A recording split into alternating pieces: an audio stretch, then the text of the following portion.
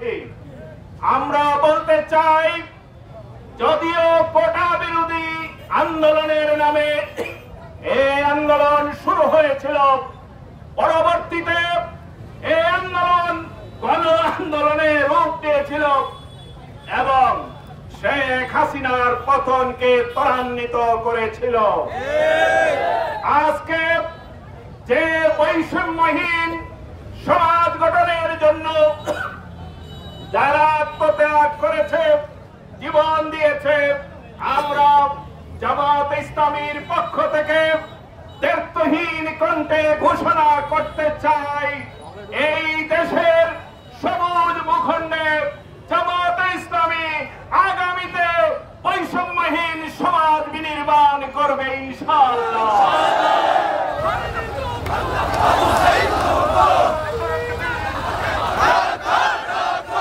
আমাদের অসংখ্য অগণিত ভাই যারা তাদের চক্ষু হারিয়েছে, তাদের পা হারিয়েছে, তারা মৃত্যুবরণ করেছে, তাদেরকে আজকের এই মিছিল থেকে আমরা স্মরণ করছি, তাদের সুস্থতা কামনা করছি, মাগফিরাত কামনা করছি।